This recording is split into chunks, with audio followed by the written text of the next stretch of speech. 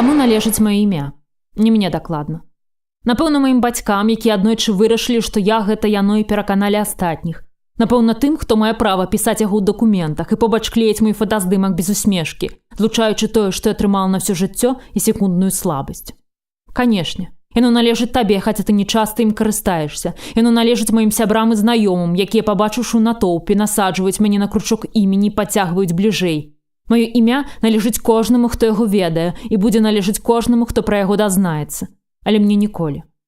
У дзяцінстве я спрабавала яго на язык, як новую цацку. Я ставіла над ім доследы, дзелячы на склады, мяняючы месцамі літары, шукаючы, якая з іх лішняя, а якую я люблю больш за ўсё.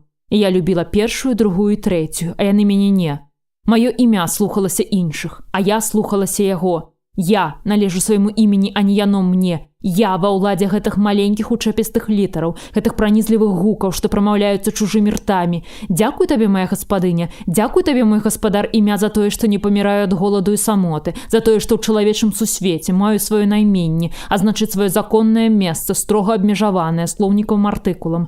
Не адрачыся, не скінуць, не знішчыць. На месцы памерлага імені, на маім цемені, нехта абавязкова пасадзіць новае, не вырваць і не вырвацца. Каму належыць маё імя? Не мне.